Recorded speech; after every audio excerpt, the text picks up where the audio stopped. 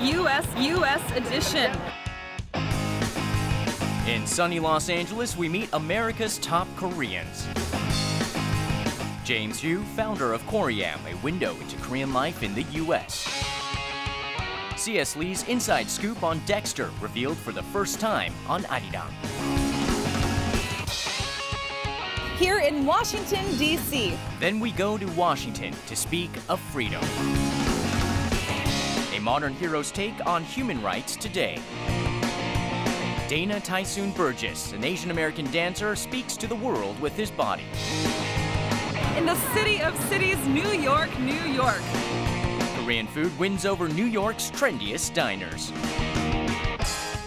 Be captivated by Hooni Kim's philosophy in the kitchen. Get ready for the Interview's must-see United States edition.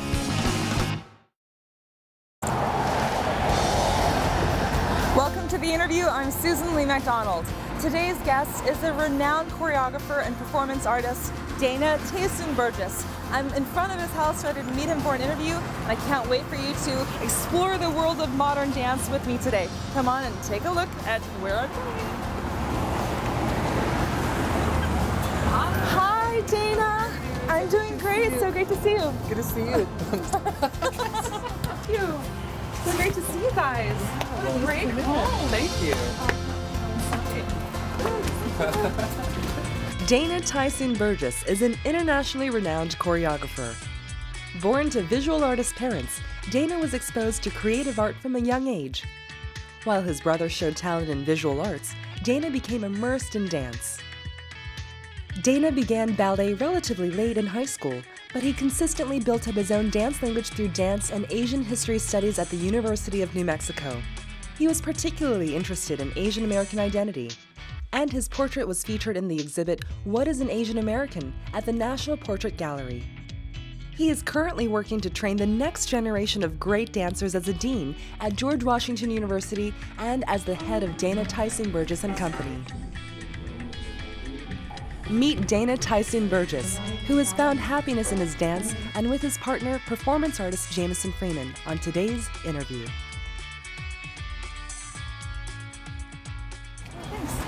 It's so marvelous to have you here. Oh, thank you so much for having me. What a beautiful place. Oh, thank you. Oh, wow. I see so many Asian artifacts, and you travel quite a bit, yes? I do. Yeah? I do. Yeah. And so are these artifacts from when you've gone traveling?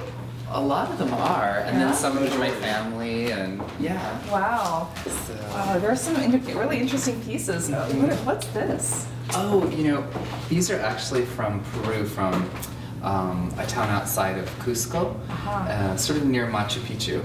Nice. And they bury these amulets in order to ask the land for fertility, like around animals or their fields. And I just think it's such a beautiful concept, so I collect those every time I go back. Beautiful. Wow. Yeah, thank you. Wow, it looks like you just really have a lot of creativity in this space. I mean, a lot of the artwork that's on your mantle here, and who's this man? Is this someone in your family? It is not someone in my family, No? but this is a Korean ancestor painting, and I just think it's such a beautiful one. We don't know who he is, we just know that he was a noble of some kind. Yeah, like some kind of Yangban, I think. Wonderful. A stranger is a journey. It's lovely. Yeah, Wow. thank you. Yeah, and I was just kind of turning around and I noticed these incredible doors. What kind of doors are they? These are Opium farm doors or something. Wow. No, they're actually the front of an opium bed. Oh. Yeah. Wow. But you didn't use it as a bed, no? No. But it seemed to work so well in the stairwell. You just like the height of it. Such a tall space that really gives it a lot of drama. Yeah. Wow. Dana as a person is that he has just such inner beauty and such a desire to connect with the world and with people. And I found that really appealing because I share some of that myself, and I think just his desire to really seek truth through art for him, but also just to connect people. And really, I think he just has a fundamental need to make people feel good. And I just, couldn't see myself with a better person. Dana, thank you so much for having us in your home for this it's interview. Such a pleasure. Thank you. Yay, great. Well, you know, I think that there are so many people who are very curious about who you are. And of course, everyone knows that you're a choreographer, you're a performance artist, and we're going to get into some nitty-gritty details about what has made you you. Great, okay. Yeah? Are you ready? I totally am ready. Okay, full permission to just kind of go in anywhere? Absolutely. Okay, cool, cool. So let's start with what you do. I really feel that I'm a dance maker, and I love to engage in dance in all its different aspects of creativity. But when I engage in the world and I look around my environment, I just see dances constantly, and I need to go to the dance studio. I need to work with the dancers and create choreography. And that is what I'm driven to do. Wow. So when you plan to choreograph a dance, do you have some type of theme in mind?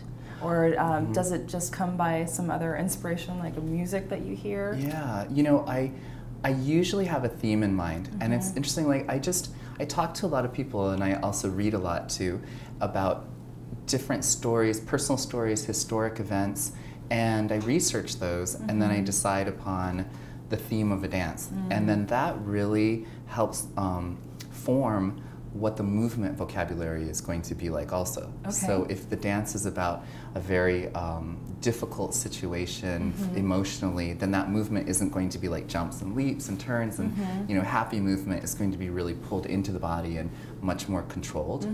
So that, you know, all those things come into play. That's so interesting. For those people that may not be familiar with modern dance, how would you describe what modern dance is? Oh, modern dance. Modern dance is sort of like jazz, social dance, hip hop, and ballet all combined with some culturally specific dance forms thrown in. It really has a tendency to just envelop more and more dance styles. So it's very, very eclectic. It's a form that you know, has been developing since the late 1800s, and it just continues to grow. So tell me about when you started dance. Oh, I started dancing really as a teenager, which is kind of late, right? But the reason I started dancing was that I was a competitive martial artist prior to that. So from age, I guess it was age like 10 or 11 all the way until 16 or 17. And I just love the discipline of martial arts, the focus within it, and also the ability to find like meditation within movement. And I think all of those qualities have really affected my dance style as well. So while you were doing martial arts, did you ever think that you would try dance? How did that come about? No, not at all. What happened was I had a friend in high school, and she told me she was a ballet dancer, and I said, oh, that's really interesting. I had never seen a ballet except on TV. And the tutus and everything. Yeah, totally, like Nutcracker or something. Right. And I said, oh, can I go with you to dance class? So I went with her to dance class, and I took the class, and I was completely train wreck. I mean, because I'd never seen a dance class, didn't know how it functioned or anything. But after that class, I was so hooked. I just loved it, and I thought, you know, this is that intersection of movement and art that I've been looking for, and ever since then I've been in dance class. That's incredible. So was it kind of like a love at first sight moment? Like you knew that this is what you wanted to do? Oh, absolutely. I mean, it definitely was. Within 10 minutes of that class, I thought, this is the challenge of my life, and it'll just continue to be a challenge, and I can grow with this my whole life, and I just knew that was it. When he decided to choose dance as a career, did you support him, or did you warn him against it? Yeah. Definitely. And I suggested that he utilize his Asian background, but then he took it his own way. I was thinking of more studying different dance forms in Asia, but he went his own way, and I got into his own choreography, which I think is great. Yeah, he was warned that it's a very, very tough field, but then we said, go ahead. One of my happiest moments is when I was a little child in Carmel, my parents had a garden, and I remember running out into the garden one day, and there were all these monarch butterflies flying through because they must have been on some migration path, or they must have just hatched. I don't know what it was, but I remember just jumping for joy and seeing like all these butterflies and just running. And I think when I have a wonderful dance experience, it feels like being surrounded by those monarch butterflies. Yeah. One of the really great things about meeting you is knowing that you have such a rich culture and history in your own family. Your family, from what I know, was one of the first families to immigrate to the States in 1903, is that right? That's true. And one of the first Korean families to come to Hawaii. And I'd love for you to tell us a little bit about your family. Oh, sure. Yeah, my great-grandparents came to Hawaii in 1903 and 1904, so on the, two different sides, and they were plantation workers on Oahu, the island, and they essentially raised their children and their children's children on these plantations, and finally the last daughter, right, which is my mom, is the first one to leave and go to school on the mainland or within the continental United States itself. Wow. So they were quite amazing people, real pioneers. So you're a fourth generation Korean American, is that right? Uh-huh. So your great-grandparents and great-grandparents also came to Hawaii. Exactly. Do you know the reason why your great-grandparents decided to come to the States and go to Hawaii at that time? Yeah, the Japanese were closing off Korea. It was a really difficult time, and so they were able to leave and get out. So they started a whole new life. That must have been incredible. There's a saying that when people leave their culture at a certain time period, they kind of are a time machine for that time period. Yeah. And so I know for my mom's side of the family, when they immigrated in the 70s, they held the values and the cultural kind of aesthetic or the old school ideas of how they should behave with one another from the 70s. So people who immigrate now, they are so much more modern in some ways, or even some of the language is very different. And I imagine that if your family came in the early 1900s, it's a really old school type of Korean kind of ideology and cultural kind of aesthetic too. Yeah, I think that's so true. It's like a cultural time capsule. And I think all those old families, are so interconnected and really share their experiences with one another.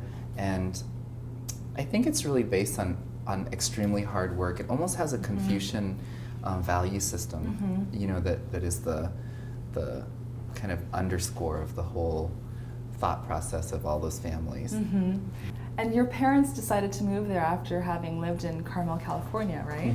How did they decide to go to Santa Fe? That's a good question that I probably don't even know the full answer to. But they had a friend that was living there that they had gone to college with, and we used to go there for summers to visit. And I think they were really looking for a change in their lives and to create more work and to be inspired. So they went, I think, probably because of the land also. Very cool. One of the things that I love about Santa Fe, because I lived there for 2 years, several years ago, is that there's just a lot of creativity there. Just everywhere you go, there's art everywhere, visual art. I just imagine that just being in Santa Fe itself just gave you a lot of inspiration, because just that place is like a canvas waiting to be filled. It really is. It's hard to describe to someone the landscape itself, right? Unless you've been there, because it looks like an abstract painting. Yeah. It's phenomenal that you see these huge vistas and this like orange and purple and pink, sunsets. And you just think, how does this color happen in the sky, And that's probably why a lot of visual artists are so attracted to living there, is the light itself and the landscape. When you left high school, when you left Santa Fe, actually you went to the University of New Mexico to major in dance and Asian history. What was it like for you first? I think New Mexico is a very different world. And I think that it wasn't necessarily easy. And so for me, being in the dance department there just meant so much because it was a safe place. It was a place where I could be an artist, and I was developing a language that was like my own language, you know?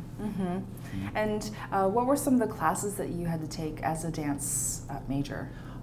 Technique classes like dance technique, modern, ballet, choreography, composition, all of those classes that sort of like build you as an artist.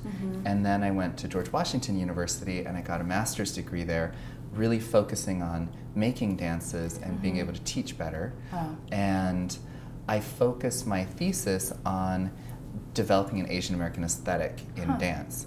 So I had that 3 years of just focusing on that. So when you were focusing on Asian American aesthetics in dance, did you learn a lot of Korean dance and other kinds of Asian dances as well? Well, you know, I've studied certain like culturally specific dance forms for short periods of time, but it was more about trying to figure out what was the intersection between what had happened to Asian Americans historically, what is happening in our current social context, and then applying that to choreography and seeing, well, how can I make this subject matter, transpose it to dance so that people will understand it in a movement form. As someone who has studied Asian history and dance, you've kind of used your understanding of the Asian American aesthetic and Asian history, kind of weaving it into your work. Have there been any challenges with that? I think sometimes the challenge is finding the right personal entry point to creating a piece. Because maybe there's a subject matter that I really want to make a work about, right? But it's such a large subject matter, and it had such a huge impact on like the Asian American community or to a specific country that the only way to tackle it, I think, well, as a choreographer, is to find that personal story. And that personal story can represent the whole experience. Has he ever invited you to up on the stage to dance with him? No. She toured with him one time. I was, I went to Washington in 2003 when he did the centennial, Korean centennial at the Kennedy Center. We started there, and so I was part of the program. And then we went to Latvia, and then we came back. And in 2005, then we did it again in at the Lincoln Theater. Wow. So he did. It was very nice. It was very moving for me, because I thought of my family.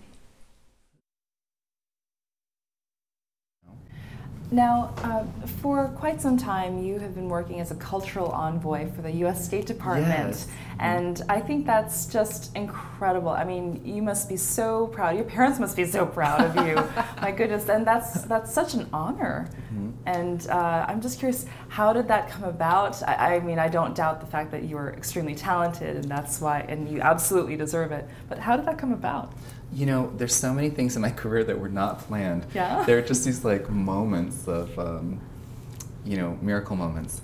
And I was performing at the Kennedy Center, and after the show, this representative from the State Department came backstage and handed me their card and said, "We'll be calling you if you're interested in having your company tour in the future or you touring in the future." So I really didn't even know that the State Department had this program. So I called, and they called me back, and then, you know, that was about maybe 17 years ago. So what do you do as a cultural envoy?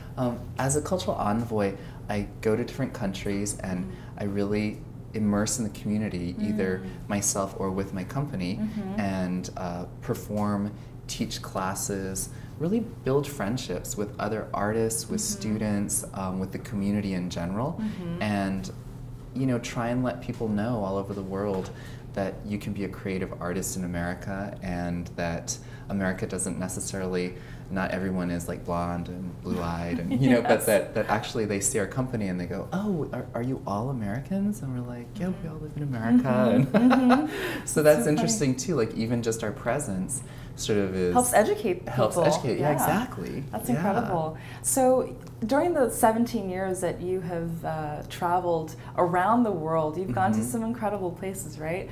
Yeah. Egypt, Mongolia, and Jordan, and just the list kind of goes on and on. Is there any favorite place that you've been to as a cultural envoy?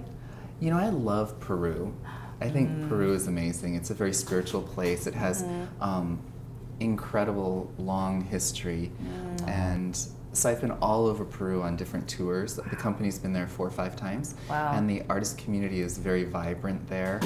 And also, it's a fascinating culture because they had their president in the past, Fujimori, who's actually was Japanese Peruvian. Yes. And I think what's fascinating about that is that the Chinese, the Koreans, the Japanese are very integrated into that society, and I think that's hopeful. Yeah, and I think that a lot of countries around the world have probably a lot to learn and kind of hopefully benefit in the future I totally agree. from that kind of integration.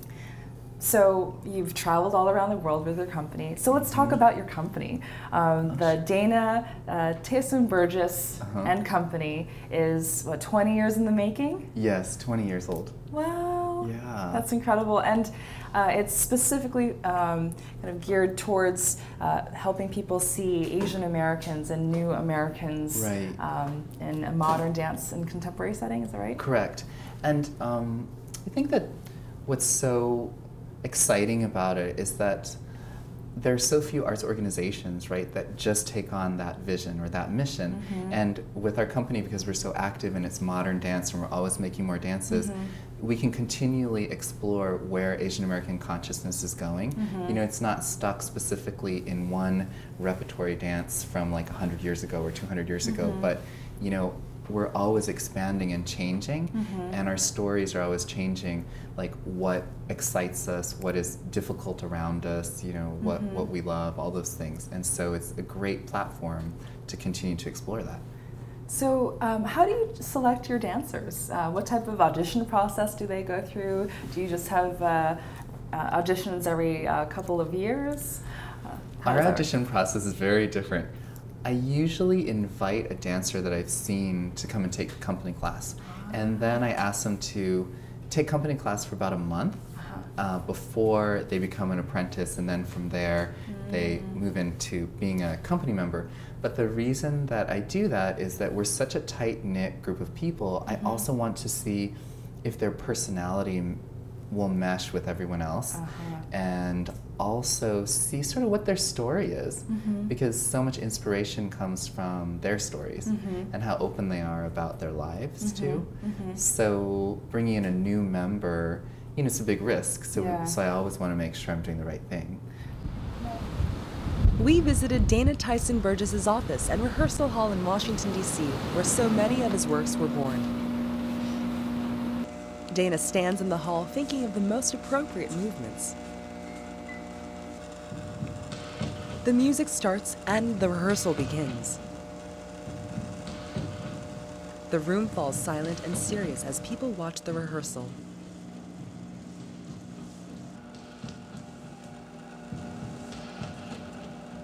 Before I worked with Dana, I was working with many different companies. I wasn't growing in terms of that company, and I wanted to use my skills. And the only company that I wanted to dance for in the DC area that I wasn't dancing for at the time was Dana's company. And he had called me and asked me to audition, and I was just ecstatic about auditioning for him. Connie says that she was able to grow as a dancer through her work with Dana Burgess.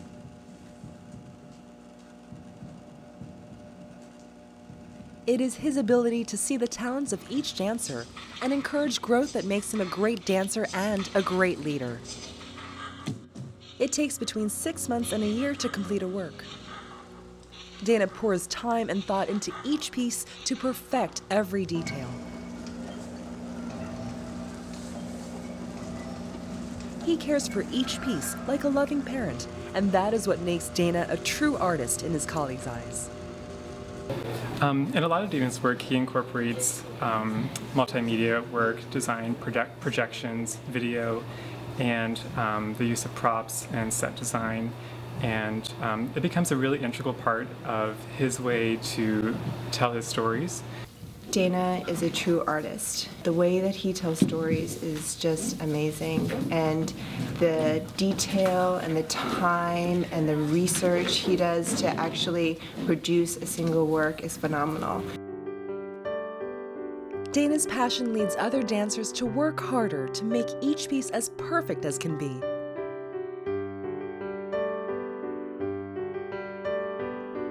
We look forward to seeing more of their beautiful performances on stage all over the world.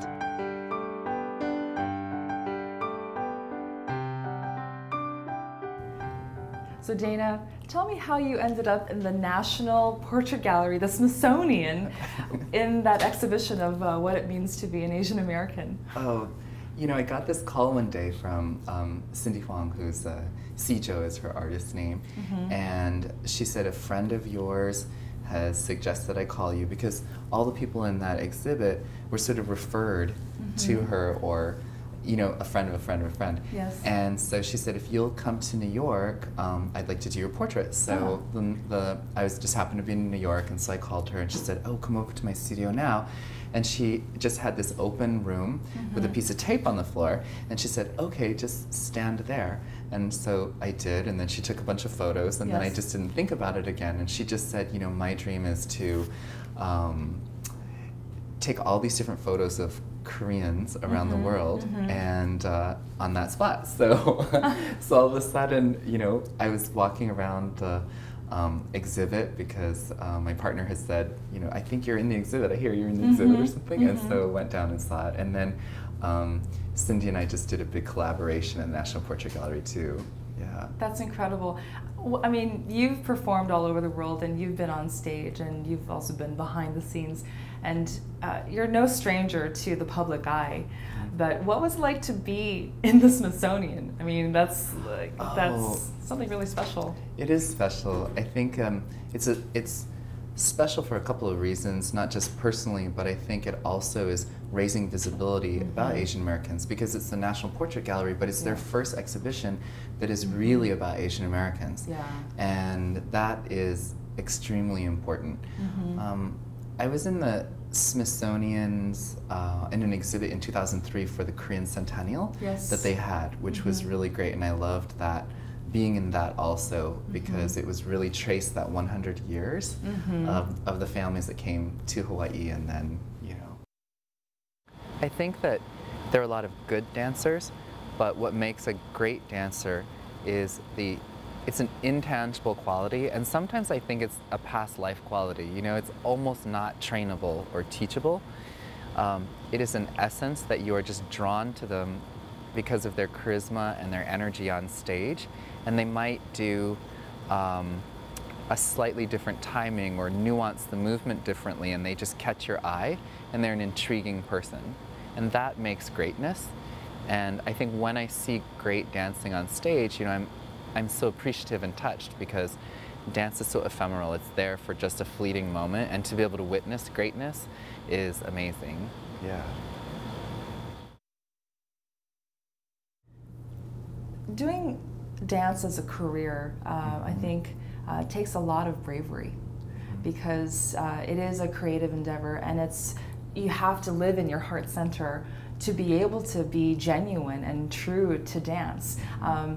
Do you ever find it tiring to continue to give of yourself from your heart, because it requires you to be so vulnerable at so many times?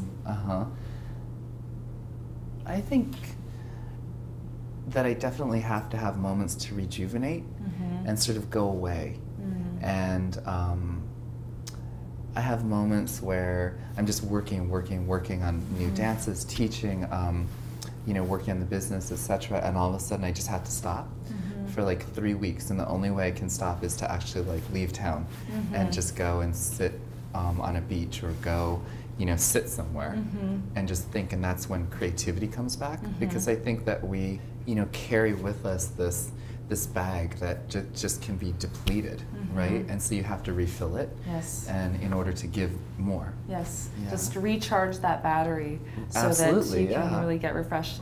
With dancing, I'm imagining that not all of it's fun.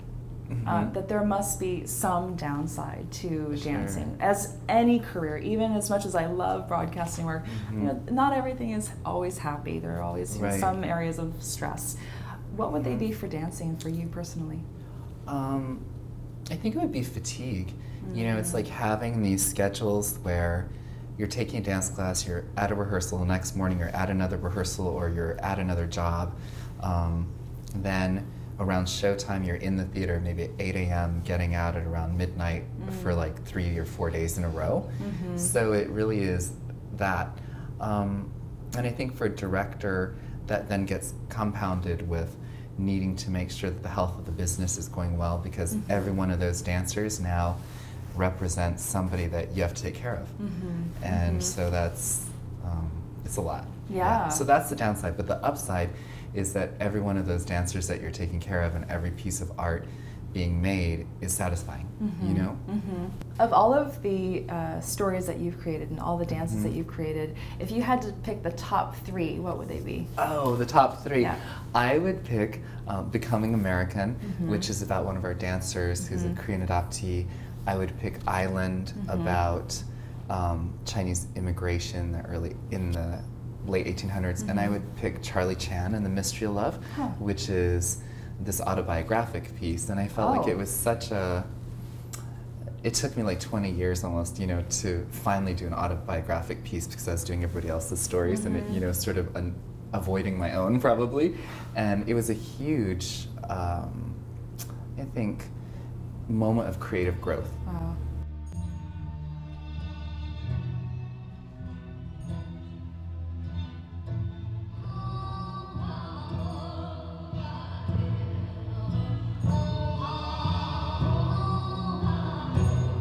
I was adopted with my brother at a very young age. I was 2.5 when I came to this country. And we started off with my story, which was that I grew up in a small town in New Jersey, and I had a great childhood, but I felt very much like I didn't know where my community was, just because I looked different and I, you know, felt different, but my culture was American for me. And so this piece really talks about all those feelings, the feelings of feeling isolated and then being a part of a group and feeling like you find comfort within yourself too.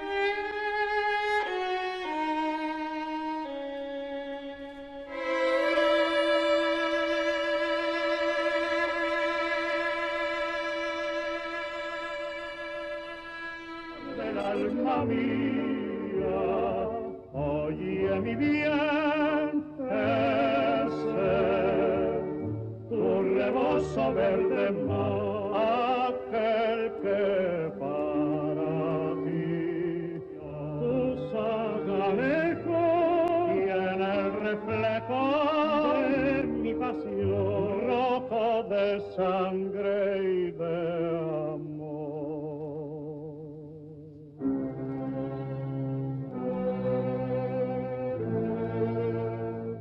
You help so many children and a lot of the youth in this area with your youth development program. Please tell me about your youth development program and the catalyst for that. Oh, sure.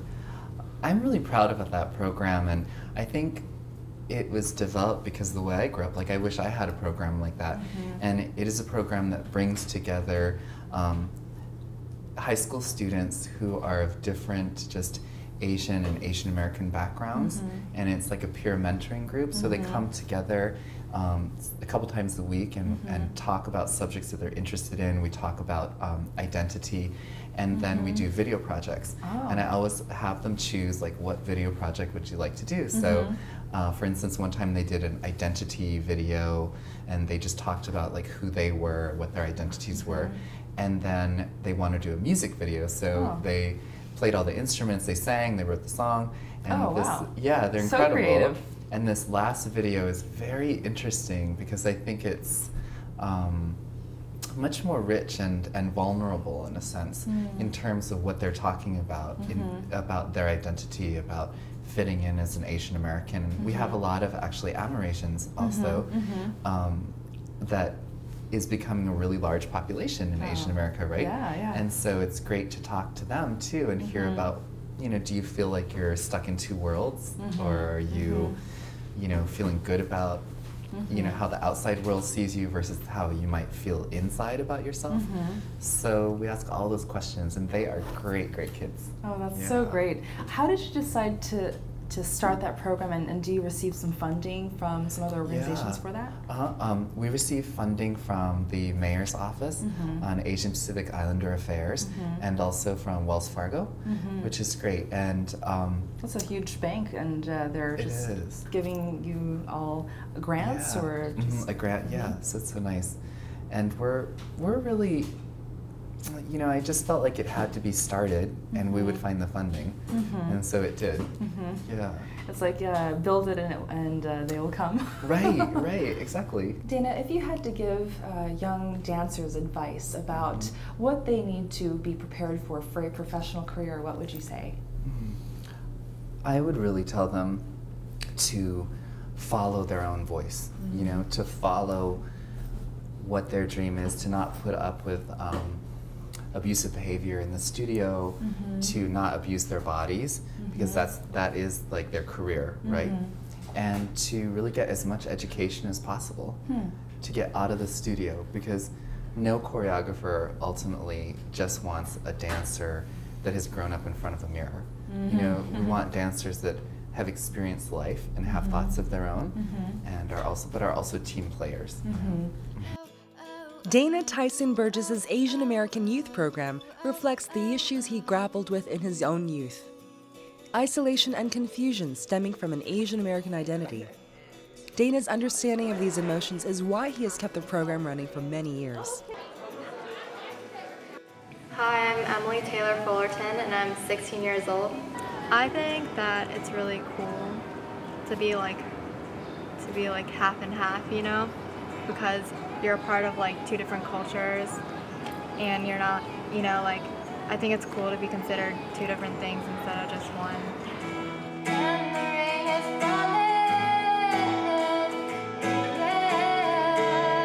Hello, my name is Naminka, and I'm an exchange student from South Korea. I'm looking for what I want to do and what I really like to do.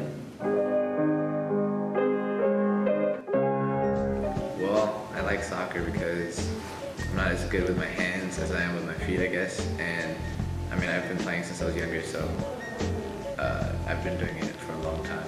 So I consider myself half Asian, half white. That's exactly what I am, and my culture comes from the US, so I don't really have an Asian culture per se, or European culture about me, but yeah, pretty much just American in the way I think and feel about things. Dana mentors these youth to never stop dreaming, to pursue their passions. He provides an important learning experience that is crucial in American society, where more and more Asian Americans are entering adulthood. A while ago, he and his students produced a music video showcasing their stories and talents. Dana goes beyond his career as a dancer to give hope and positive energy to the next generation of Asian Americans.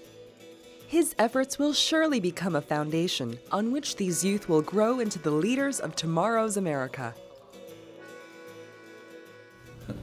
Switching gears to you and your personal life, I hear that you love traveling, just personally, yes? Yes, absolutely. And that last summer, when you traveled to Cambodia with your partner, there was a very special thing that happened. That's true. Yes, can you tell me about what happened? Yes, So, James and I are going to go see Angkor Wat, right? So we get up really early in the morning to get that photo of the lake and the sunrise, and so by about 11 in the morning, it's like, it feels like it's 200 degrees and it's so humid. Yes. We walk up to the top stupa and he grabs my hand and I was like, what do you want? Because I don't know where the restroom is, I don't know where the water is, I'm really sorry. He said, no, I need to talk to you about something. And I was like, well, what? And then he said, oh, will you marry me?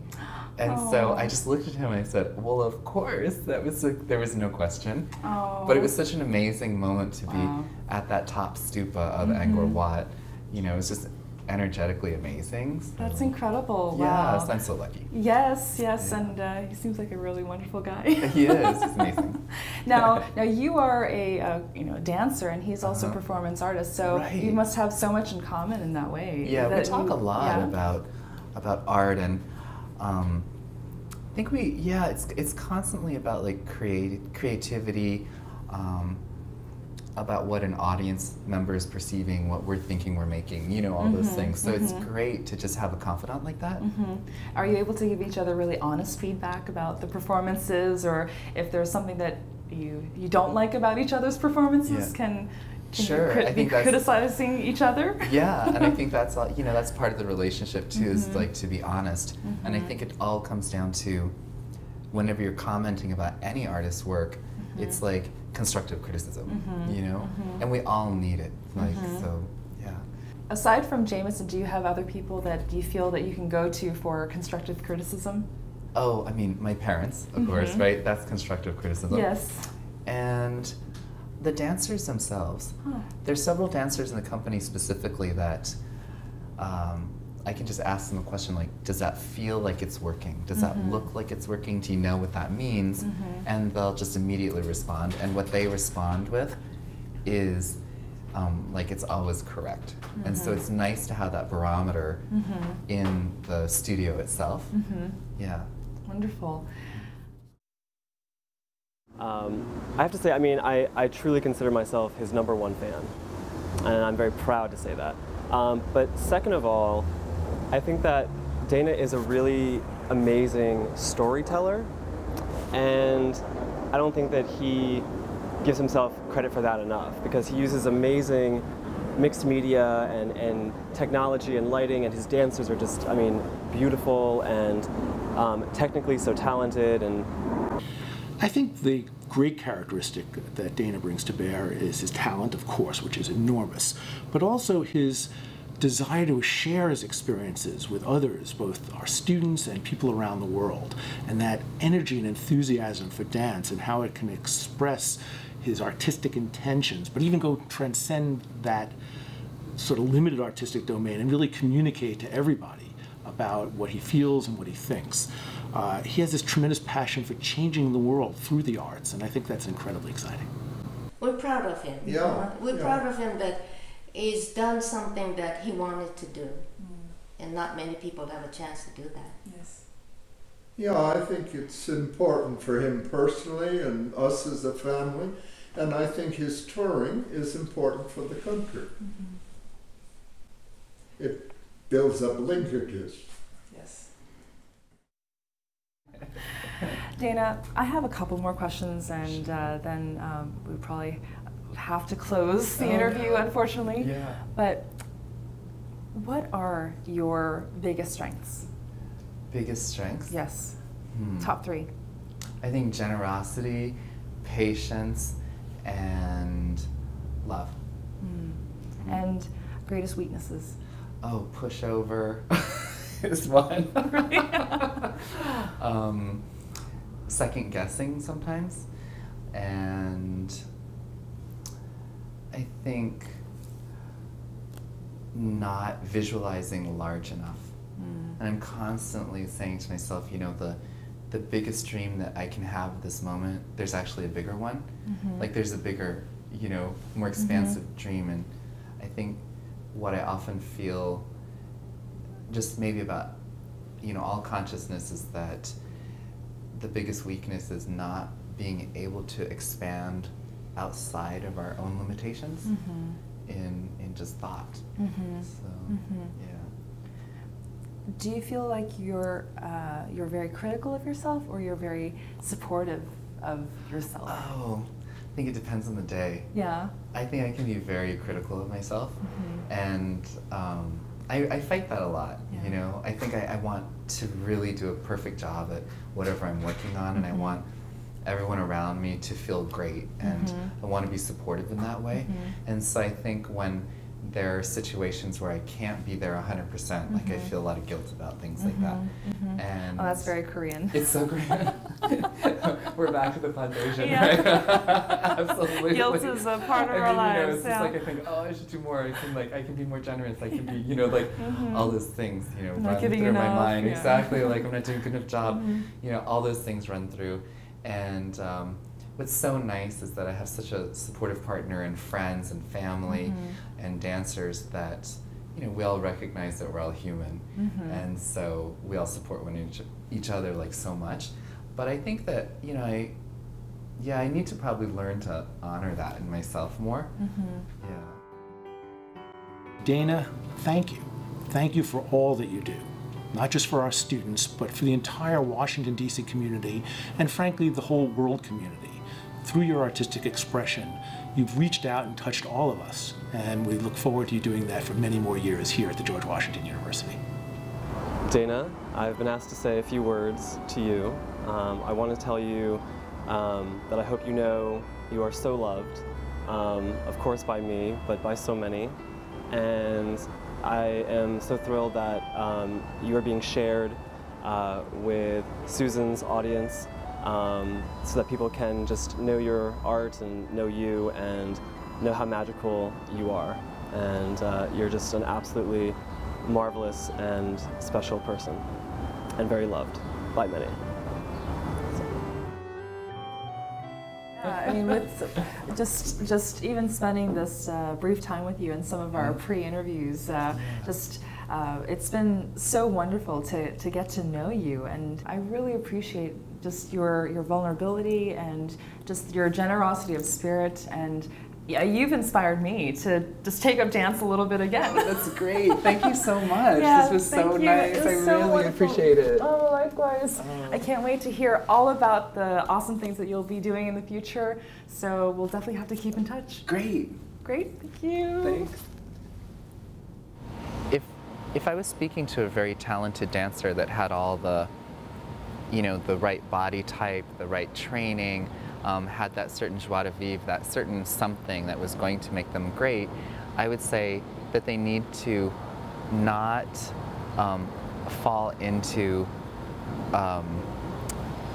feeling bad about themselves if they get criticism, but to always follow their path, and that there are always moments within art where you feel these ups and downs about how your art is being perceived, and the best thing one can do is stay on that direct path and not listen too much about what other people are saying about the work, but focus on what you think will enhance that greatness, and you'll find the way.